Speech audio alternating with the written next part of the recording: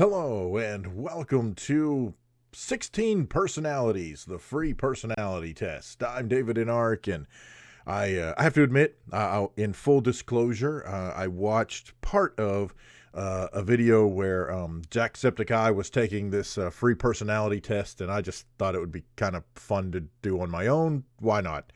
I have no idea, not a clue if this is something that any of you are interested in, but I am interested in it, so I figured, hey, what the heck? So there we go. I don't know. Why not, right? Okay, so essentially, here's what we're going to do. It says it takes less than 12 minutes. I'm going to answer honestly. I am going to answer honestly. There it is. What it is, it is.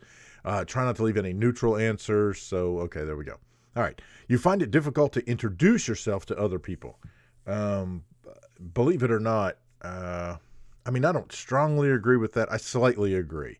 If I'm in a situation where I'm just kind of hanging out and I'm not comfortable, I will generally be kind of the wallflower. But between doing this and meeting people, and with the edutech guys and meeting people, I've kind of gotten out of that shell, but it's kind of nerve-wracking. So anyway, okay, that's way too long on that. All right. You often get so lost in thoughts that you ignore or forget your surroundings. Well, as evident by my answer to the first question going on for 6 minutes. It didn't really, it just felt like it. Yeah, yes. Of course, my wife would be like, yeah, that's all you ever do. But I'm going to strongly agree with that. You try to respond to your emails as soon as possible and cannot stand a messy inbox. If you only knew how awful my inbox was. No, I totally disagree. No. You find it easy to stay relaxed and focused even when there is some pressure. Pressure doesn't really have anything to do with why. If I was feeling the pressure, yeah. I won't say strongly agree just because I'm not quite exactly sure what they're looking for there, but that's okay. You do not usually initiate conversations. That is, wow. I was going to say that is so true, but actually, it depends on the situation. If I'm doing work for edutech guys and we're doing live conference coverage, I have no problem calling people over and starting a conversation with them. But again, if I'm just in a room with a bunch of folks and I don't really know anyone, I have a hard time starting a conversation. So as much as I hate to hit the middle, okay, I'll tell you what. I will say that I slightly disagree with that, because I have grown to initiate conversations. You rarely do something just out of sheer curiosity. No, that's not true either. Heck, I started this YouTube channel because I was curious to see if I could do it, just to see how it all worked, that kind of stuff. No, I rarely do something. No, I disagree. I disagree. All right. Nope. Here we go. You feel superior to other people? Oh, heck no. No, I do not. Okay, well, some people. No, I'm just kidding. All right. Being organized is more important to you than being adaptable. You can't see, well, you really don't get to see a view of my home office, which actually isn't too bad. My work office is a disaster. The kicker is I know it's a disaster and I know I need to clean it. And I do every now and then, but it's, so no, not being organized. You are usually highly motivated and energetic. I'm going to slightly agree. I'm not that energetic of a person. I'm sure that comes across if you've been watching my videos, you've been watching this channel for a while. I have fun. There's no doubt about it. But I'm not bouncy, shout out, have all kinds of energy. That's just not me. Never has been me. I've always been sort of the laid back. I'm kind of the zinger one-liner guy, which is probably annoying to a lot of people. Winning a debate matters less to you than making sure no one gets upset.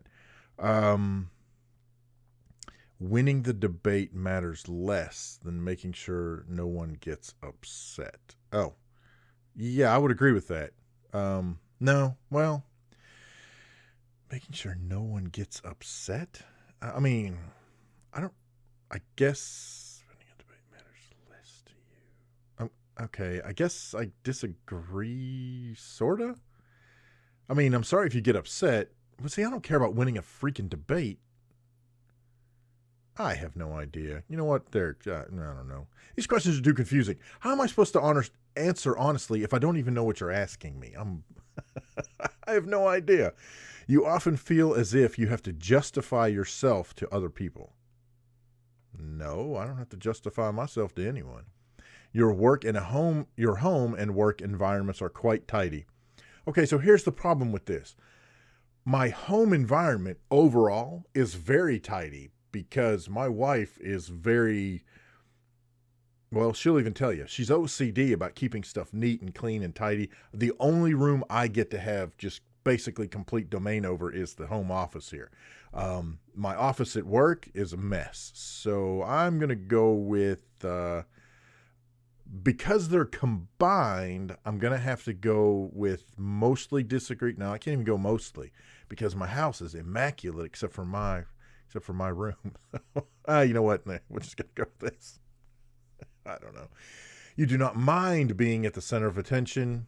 I agree. That's, I don't mind. I don't necessarily want to. I don't put myself out there in positions where I am the center, but I don't mind. You consider yourself more practical than creative. I don't know. I mean, I like to think I'm creative in certain aspects. More practical. I'm really not. I mean, I am practical. I'm going to slightly disagree. People can rarely upset you. That is very, very true. When they do, though, I'm done. I'm ticked off. No. Your travel plans are usually well thought out. That one happens to actually be pretty close to the middle of the road. Usually well thought out. I don't know. We also kind of like to wing it. I'm going to slightly disagree. Sometimes it's fun. It's just more fun to go by the seat of your pants and, you figure it out when you get there. What the heck? It's often difficult for you to relate to other people's feelings. Nah, I don't think so. Your mood can change very quickly. Nah, not really. Once I'm in a particular mood, well, I don't know, because doesn't matter. I already clicked it. All right. In a discussion, truth should be more important than people's sensitivities. No, I mean, not completely.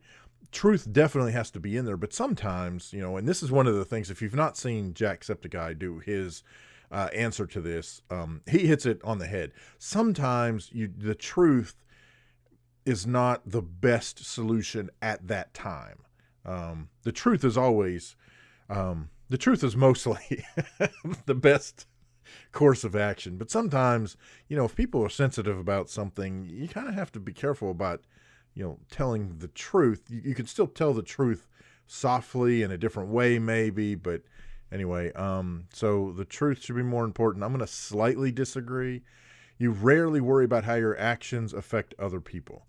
I rarely worry about that. I'm going to slightly agree. I mean, part of that I think is if you look at, I don't know, if for the sake of argument, I pick up a rock and I just chunk it without thinking twice about it. Right. So if I don't worry about it at all, then I just chunk it and who cares and whatever happens, happens. But sometimes I'll pick up the rock and think, oh, if I throw that rock, that might hit so-and-so or might break a window. So sometimes I think about how it might affect other folks. So I rarely worry about it. I sort of agree because a lot of times, I mean, what I do basically doesn't affect, I don't think anyway. Maybe I need to put strongly. Your work style is closer to random energy spikes than to a methodical and organized approach. Wow. I'm actually going to agree with that. Not totally agree, but Yeah, that's usually how I do stuff. I'll do stuff in spurts, and then it kind of wanes, and then it comes back up in spurts. So there you go. You are often envious of others? No, I don't. Mm-mm. An interesting book or video game is often better than a social event? Oh, freak yeah. I'd rather be playing video games than most other things. And how awful is that? Here I am, an old man playing games. What? That's ridiculous. No, but seriously, if I'm listening to a book or reading a book, or if there happens to be a game that I'm very enthralled in, then yeah, I don't really care about being social. I just don't. Being able to develop a plan and stick to it is the most important part of every project. No, no. First of all, I'm not sure it's the most important part, but second of all, the idea is when you're working on a project, yes, you have to have a plan, but you can't necessarily stick to it because you've got to be able to monitor and adjust and adapt and change. So, no. Mm-mm. You rarely get carried away by fantasies and ideas. Yeah, I'm gonna agree. I'm not gonna strongly agree. I mean, I would hope most people have things that they fantasize about: winning the lottery, starting your own business. I don't know, graduating, whatever it is you're doing. You think about that kind of stuff. You fantasize about that down the road. So, you often find yourself lost in thought when you are walking in nature. Well, there's a problem with the question. I rarely walk in nature. So, however, I suppose if I were just out walking around, yes, I would be lost in thought. What else would you be doing walking around in nature other than thinking? I don't know. If someone does not respond to your email quickly, you start worrying if you said something wrong. Oh, flip no. As a parent, you would rather see your child grow up kind than smart. Well, no, I would hope they'd be both, but I'm going to slightly disagree. You do not let other people influence your actions.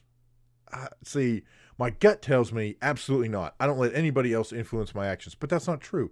Of course, other people influence your actions to a certain respect. I mean, um, you know, if I'm scheduled to do something working alongside someone and that person has to bail out, well, then, my actions are influenced by what they had to do. Or if I'm planning on, if I have something planned and something else comes up that I've got to take care of or I've got to do, then that influences my actions. So no, I'm going to say I slightly disagree. Again, these questions are worded so bizarrely. All right. Your dreams tend to focus on real world and its events. Oh, absolutely. Oh, wait, my dreams. I was thinking dreams, like hopes and dreams, but no, my nighttime dreams. Um, I'm going to slightly disagree.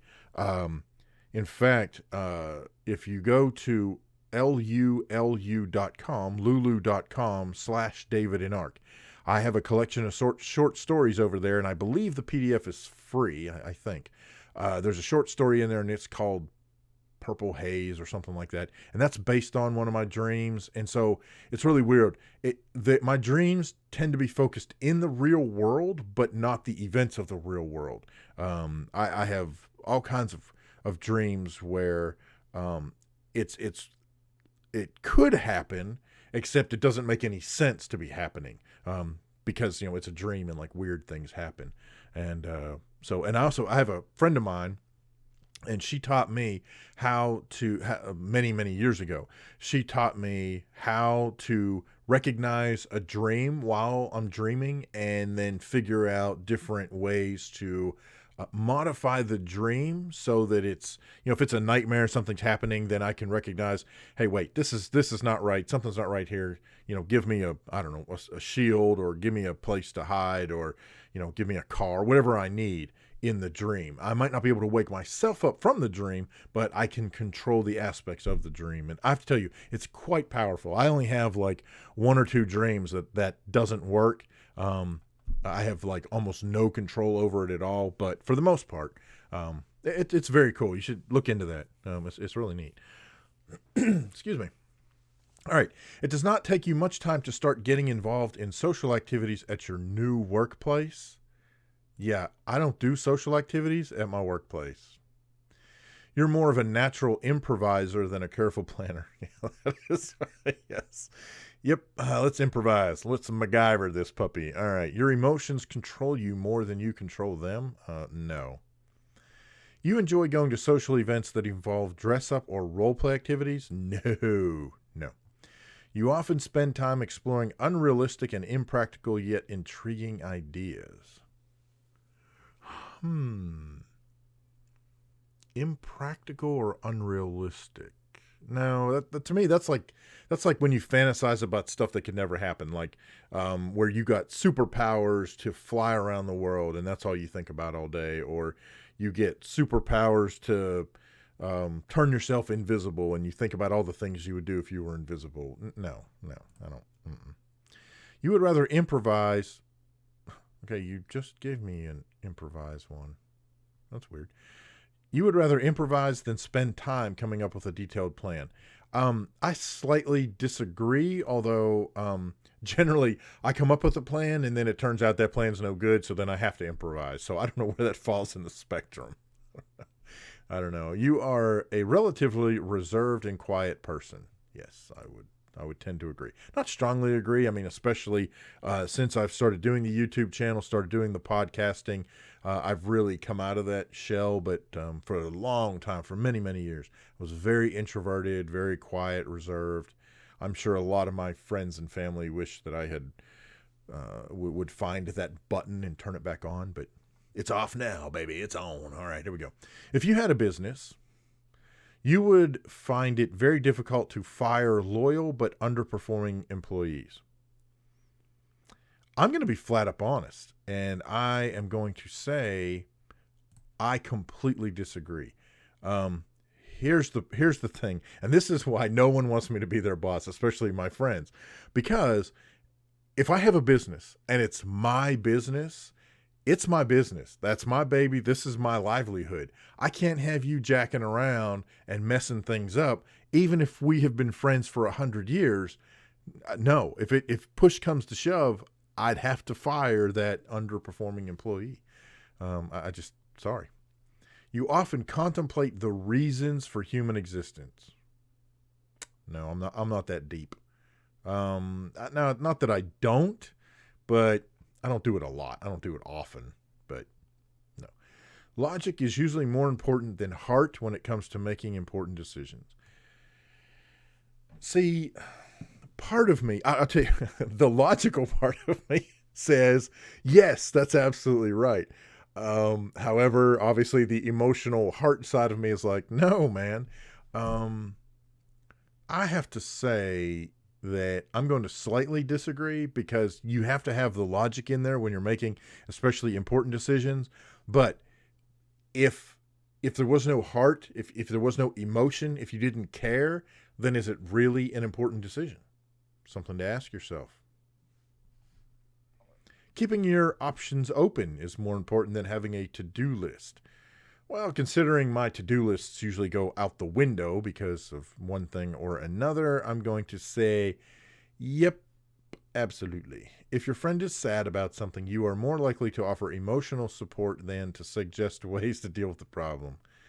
This is one of my biggest faults, and that is I am a problem solver. I'm a solution seeker. I want to solve the problem. I'm sorry you're upset. I'm sorry things are hurting you, but I want to try to fix it. I'm a wannabe fixer. I am Bob the Builder when it comes to emotional issues. How about that? I don't know. You rarely feel insecure. Yeah, I'd agree. Not all. I mean, sometimes I feel insecure, but sometimes, for the most time, I'll be honest, I'm too old to feel insecure. I mean, that may be ridiculous to say, but seriously, I've been around long enough. Most things just don't faze me. Whatever. You have no difficulties coming up with a personal timetable and sticking to it. What's a personal timetable? I have no idea. I guess.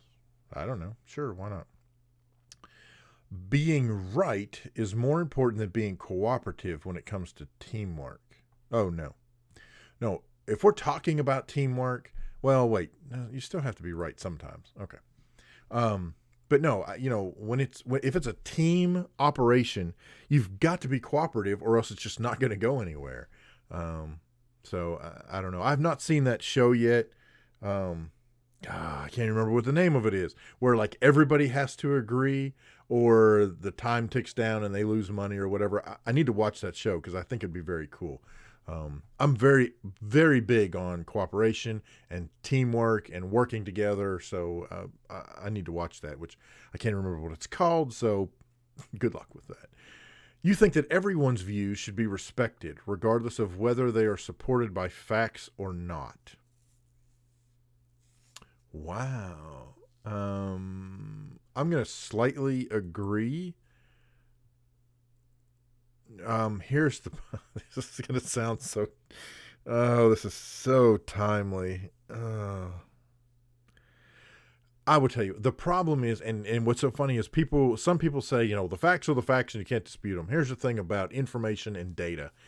Information and data can be manipulated to represent any facts that any particular person is trying to represent.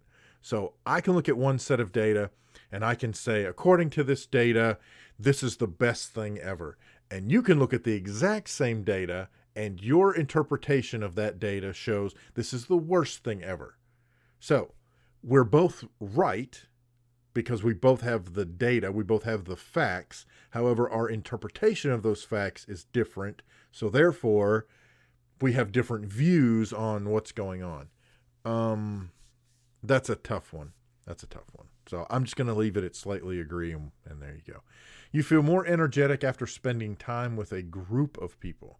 Actually, I'm going to slightly disagree. Generally because with groups of people, I spend much more time talking and walking around, that kind of stuff, and I'm worn out. So there you go. You frequently misplace your things. Yes. I don't totally agree with that, but I agree. Yes, I often cannot find my keys. Or my wallet, which is weird. You see yourself as very emotionally stable. I would freaking hope so. Your mind is always buzzing with unexplored ideas and plans. No, my mind is always buzzing with music. So it's not really unexplored ideas and plans. I'm going to slightly disagree. You would not call yourself a dreamer. Yep, I agree. You must say I'm a dreamer. So I can't even sing the song because I'm not a fan. But anyway, you usually find it difficult to relax when talking in front of many people. Oh, heck no. No. If I'm talking, see, this implies that I'm the one talking in front of folks. So therefore, I'm giving a presentation theoretically on something I know something about. So I can relax, not a big deal. I used to be freaking nervous. I hated speaking in front of people. But through various classes that I've taken and various jobs that I've had where part of the job is standing up and talking in front of a group of people about whatever it is, it kind of forced me out of that shell, and so I'm good. Generally speaking, you rely more on your experience than your imagination. Wow. Yeah. I'm not going to totally agree because I think I still have imagination, and imagination and creativity plays a part in whatever it is I'm doing, but my experience, and believe me, at this age, I have a lot of experience. I do rely on some experience. You worry too much about what other people think. Oh, heck no. I don't care. I really don't. I love this question, especially as someone who's on YouTube and especially as an older guy on YouTube who plays games, because a lot of you, for whatever reason, can't stand it. You're still watching, but you can't stand it. So I don't know what the correlation is there, but anyhow. And for those of you who do enjoy what I'm doing, those kinds of things, and the positive thoughts that you do send my way, I definitely appreciate those.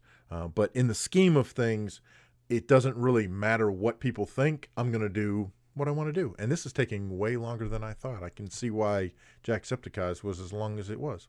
If the room is full, you stay closer to the walls, avoiding the center. Yep, that's me.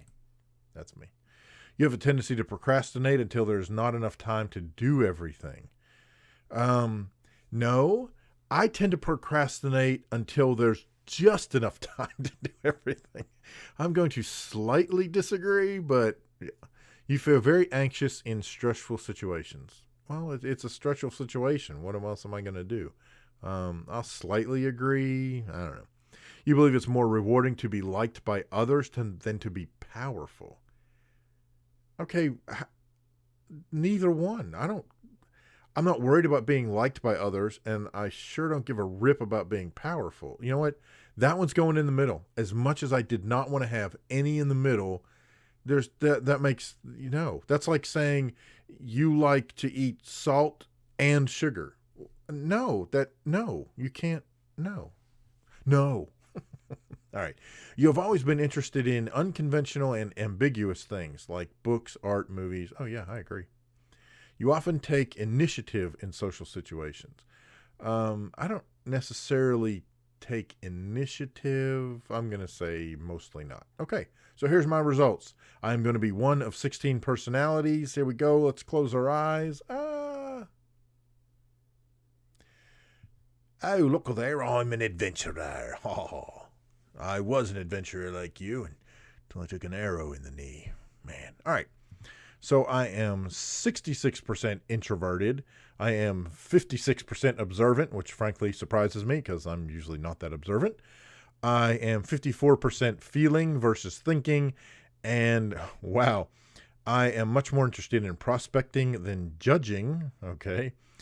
And I am much more assertive than I am turbulent, which I can only assume is a good thing. I have no idea. Start reading what? Oh. Wow, is that really, can I click this? What is this? I change during the course of a day. I wake and I'm one person, and when I go to sleep, I know for certain I'm somebody else. Okay. Adventurer personalities are true artists, but not necessarily in the typical sense where they're out painting happy little trees. Bob Ross reference. Hashtag Bob Ross. Hashtag happy little accidents. Often enough, though, they are perfectly capable of this. Rather, they use aesthetics, design, and even their choices and actions to push the limits of social convention. Adventurers enjoy upsetting traditional expectations with experiments in beauty and behavior. Chances are they've expressed more than once the phrase, "Don't box me in." Happy to be who they are. Wow, there's all kinds of stuff to read. Yeah. Oh my gosh. Hey, adventurers I may know. I might know Kevin Costner. I might know Avril Lavigne. I might know Michael Jackson. I might know Britney Spears. These are the best little icons ever. Excuse me while I spin on the microphone. Anyhow, there you go. Oh, my strengths and weaknesses. Oh, let's continue, shall we? Why not? My strengths: I'm charming, sensitive to others, imaginative, passionate, curious, artistic. My weaknesses are: I'm fiercely independent, unpredictable. I'm easily stressed, overly competitive. What? Fluctuating self-esteem? No. I'm afraid a bunch of those weaknesses I don't think they apply to me. I guess maybe they do, but I don't know. Romantic relationships. Well, love from the soul. Knowing I'm loved, I can do anything. Okay. So there you go. I'm not reading through all this. Friendships. Adventurer friends. Doo-doo-doo. I don't want to talk. I want to play. That is so me. I don't want to talk. I would rather play. I'd rather do something. Yeah. That's so me. Parenthood. I've got 2 kids, so let's see what happens here. Children show the divine in everyone. Their greatest strength is arguably the joy they take in being with and helping their loved ones. Yes, I love my kiddos. And my kiddos are just as weird as me, so it is freaking awesome. Never stop loving. As their children grow into adolescence, adventurers sometimes struggle as well. Adventure personalities need to know that their work and effort are appreciated. Sometimes teenagers aren't well known for expressing. Yeah, teenagers. No, my kids they really are. They've been great. So I can't argue. Career paths. Let's find out what career I should have gone into. They don't work at being ordinary. So yeah, that's true. Okay. Make us reckless and short-sighted. Those pitfalls are not set in stone. Practical, tangible things, objects that can be seen and touched. Well, kinda. Life's too short for us to bore ourselves. Yes. Absolutely. And especially being on this side of life, let me tell you, life is way too short to be bored out of your gourd. Now, that doesn't mean that sometimes you have to be, that you can't, that you have something to do all the time. Frankly, sometimes you have to be bored. All right. And the reason why I say that is because when you're bored and you're sitting there and you're just like, I got nothing to do and I don't know what's going on and I'm just hanging out and blah. That's when, at least for me, that's when some of my most creative stuff comes up. And I'm like, oh, wait, I could do this or I could do that. Or even if it's just I grab a notebook and I write down, oh, man, this is a great idea. Then being bored helps me get those creative juices flowing. But overall, life is way too short to just be sitting around doing nothing. So, yeah. Workplace habits. Let me guess. Okay, let's see. Adventurer subordinates. People with adventurer personality types don't like to be controlled. Yeah. Ooh, they loathe being micromanaged. Yeah, but at the same time, I'm not well known for long-term focus, but rather adaptability and spontaneity. Yeah, it's really weird. It's so funny to see me in this because I can't imagine what life is like for my boss. Because I hate being told all the minor little tiny things to do. But by the same token, if you're not there kind of poking and prodding me along, I'll forget to do stuff or I'll put stuff off. So yeah, there you go. To manage an adventurer personality successfully, there needs to be clearly set goals and otherwise an open sandbox. Yeah. Oh my gosh, this is funny. All right, so adventurers are tolerant and friendly and usually do just what needs to be done regardless of whether their colleagues pull their own weight. Yes. Here's my thing. Good, bad, or ugly. The way I see working is it doesn't matter what I was hired to do. If I see something that needs to be done and it's within my capabilities to do it, I'm going to do it. If there's a spill on the floor and nobody else is cleaning it up or somebody hasn't cleaned it up yet, I'm looking at the spill on the floor. I'm perfectly capable of grabbing a mop and sweeping it up. Does that have anything to do with technology? No, not in the sense that we're talking about now. Just go clean it up. How hard is that? I agree with that statement. The position that feels most unnatural to adventurers is management. Where they are not a domineering personality type and take no joy in exerting control over others, planning long-term goals, or disciplining unsatisfactory behavior. Wow. They missed the boat with me for that one. Yeah. I have no problem setting the rules, making sure people follow the rules, and if they don't follow the rules, then there's discipline. That's the way it is. So, all right. So, in conclusion, I'm the big bad wolf. No. All right. Few personality types are as colorful and charming as adventurers. Known for their kindness and artistic skills, adventurers are great at finding exciting new things to explore and experience. Adventurers' creativities and down-to-earth attitudes are invaluable in many areas, including their own personal growth. I don't know. Did that come out okay? Yeah, I slipped into my announcer voice, so, All right, there you go. What you so far is just an introduction to the complex concept that is the adventurer personality type. You may have muttered to yourself, wow, this is so accurate and a little creepy, or finally someone understands me. You may have even asked, how do they know more about me than the people I'm closest to?